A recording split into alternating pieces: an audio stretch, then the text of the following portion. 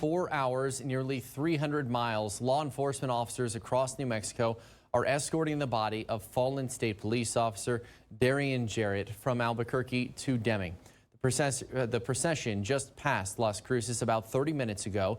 ABC 7's Kate Beery is standing by at Baca's funeral home in Deming, where it is set to arrive at any moment. And Kate, do you have any estimate on when it will arrive? Eric, first I want to say it's been an emotional and heavy 48 hours for law enforcement officers across southern New Mexico. This is the funeral home where the body of Officer Darian Jarrett will come to rest tonight. You can see the flag over my right shoulder flying at half staff. This is currently in Deming. You saw the procession enter Las Cruces just 30 minutes ago. We streamed that live on KVI.com.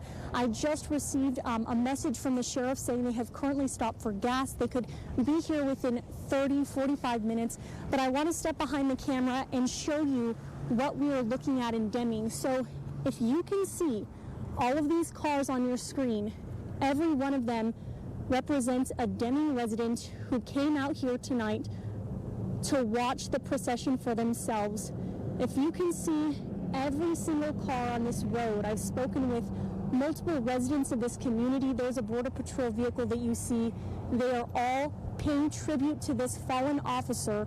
Most have never met him, but they say they must do it. He always had a smile on his face. Red roses for a fallen hero. Officer Darian Jarrett sacrificing his safety, laying down his life on milepost 101. It's a small community. The population isn't very big, but the connectivity is huge. Flags fly at half staff in his hometown of Lordsburg, New Mexico, a makeshift memorial from the community he knew and loved. Knew him as a little boy. Always that smile. I knew his mom and dad, the grandpa, all the family. Officer Jarrett leaves behind 3 small children, and he was expecting his 4th child this year. State Police Chief Robert Thornton holding back tears. The guy never had a bad day, and to be in law enforcement and to deal with what you do on a daily basis and to be on the road like this, to be able to come to work and have a smile on your face, that's the type of guys and type of men and women that we want on the road. The funeral procession departing Albuquerque just after 5 p.m. Officers escorting the body of fallen Officer Jarrett more than 200 miles down to Las Cruces. He put his life on the line. And in Deming, first responders fly an American flag to welcome their fallen brother. No need for somebody to be left alone in a situation like this. Especially at home, it just hits you harder. When someone gets hurt, obviously it affects every agency.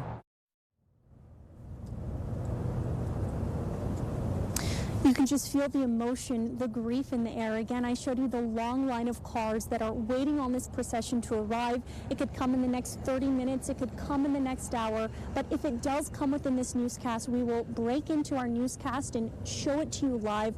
The body of a fallen hero arriving here at the funeral home in Deming. If it happens after our 10:30 newscast, we will absolutely bring it to you online live as well. And of course, you want to tune into Good Morning El Paso for Good Morning El Paso weekend for the latest on our coverage on this tragic, horrific event. But for now, live in Deming with our New Mexico Mobile Newsroom, Kate Beery, ABC 7.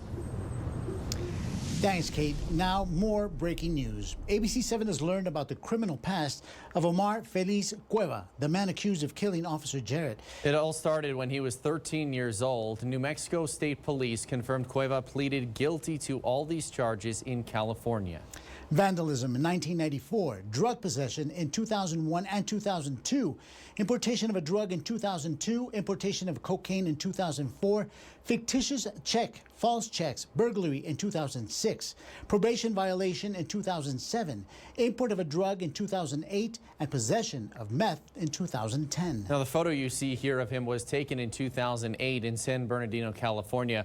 Cueva died in a shootout yesterday on I-10 in Las Cruces. It began in Deming when police say he killed Officer Jarrett. The pursuit was then caught on camera, ending here in Las Cruces near Avenida de Mesilla, with Cueva's pickup truck barreling down I-10 sideways. Cueva then got out and a shootout ensued with a Las Cruces police officer. It all came to an end when Cueva was shot and killed by law enforcement. A Las Cruces police officer was treated for a gunshot wound but survived. The officer has not been identified, but we can tell you he was released from the hospital a few hours later. Now, officials say Officer Jarrett was helping Homeland Security with a narcotics investigation in Deming when Jarrett pulled over Cueva. Investigators have not explained exactly how everything unfolded when Jarrett was shot and killed. And earlier today, I had a one-on-one interview with New Mexico Governor Michelle Lujan Grisham. I started the interview by asking Governor Lujan Grisham if her office is investigating if Officer Jarrett was needlessly put in harm's way when he pulled Cueva over when Homeland Security knew Cueva was known to be violent. Look, every time we lose anyone, and particularly an officer trained to deal with these high-risk issues, it requires and demands our attention and a full investigation. I know that the Department of Public Safety, working closely with our own Department of Homeland Security and our federal partners, are going over those details with a fine-tooth comb, and we're going to have to wait and see what they find out. But that anger, right, and outrage is just also that these men and women and their families sacrifice so much for us every day in public safety.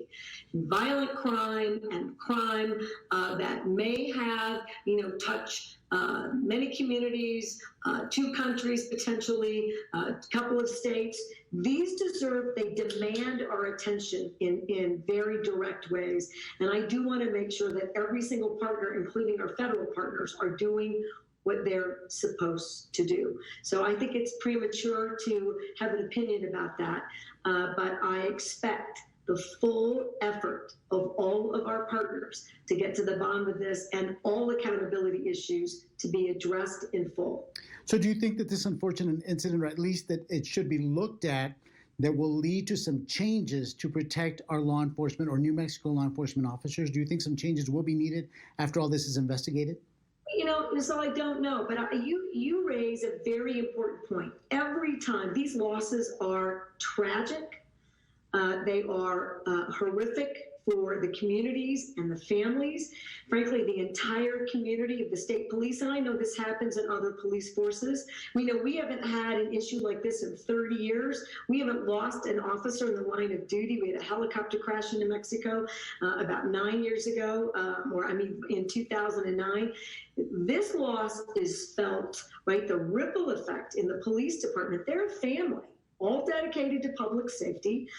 This really requires, and they always do, a deep dive look at how can we make our families and our officers safer. If we don't do that, when we peel away the layers to look at what's happening, we aren't doing our jobs. Our families and our other officers, right, deserve that we are taking a look at that. So my expectation is whatever we learn, if there needs to be policy adjustments, we should be making those as quickly as we can. Okay. And have you met with Officer Jarrett's family, and what did you say? I didn't meet with them, but I phoned everyone. I did 2 things that these are horrible calls for governors or policymakers to make, because this family is grieving in ways that we can't, you and I, really understand. And that pain, you want to both be respectful, and you also want them to know that you represent that a whole state mourns with them, and that you want to do everything you can to minimize, right, how hard this situation is. And I did that, but I'm also a widow. And to his entire family, knowing what that does, I felt comfortable acknowledging that having your whole life feel in that moment like it's just over, and having them to be strong for your children is a very unique position to be in. And that my heart went out to them, my prayers go out to them, and that I will do everything in my power as a governor to solve and resolve any issues that make this a bit easier as the days go on. And to the parents, the loss of a child.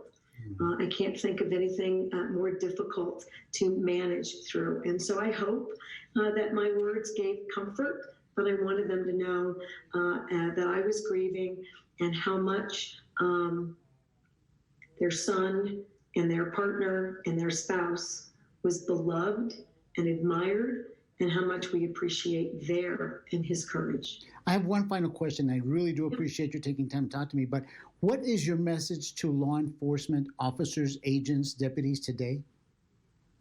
You know, that in this, it's a very, you are asking all the right questions, and I want to thank you. These are very hard topics.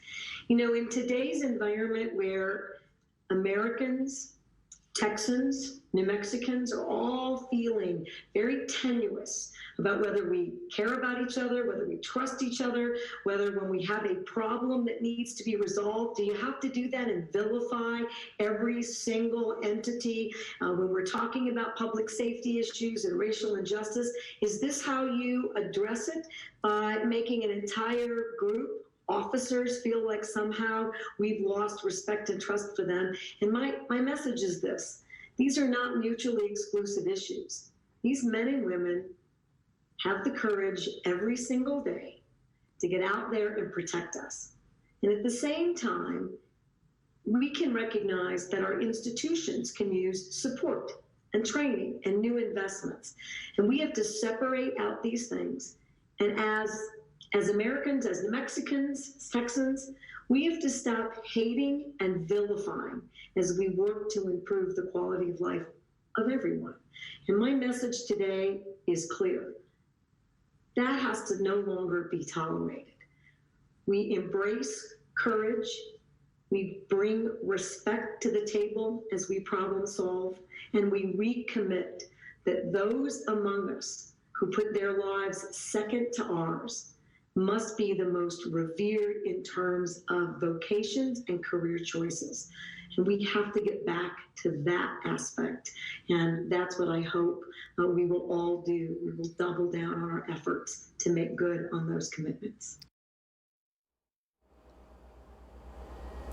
And this is a story ABC7 will continue to follow throughout the weekend. And wherever there is new development, look for updates on air and online at kvia.com.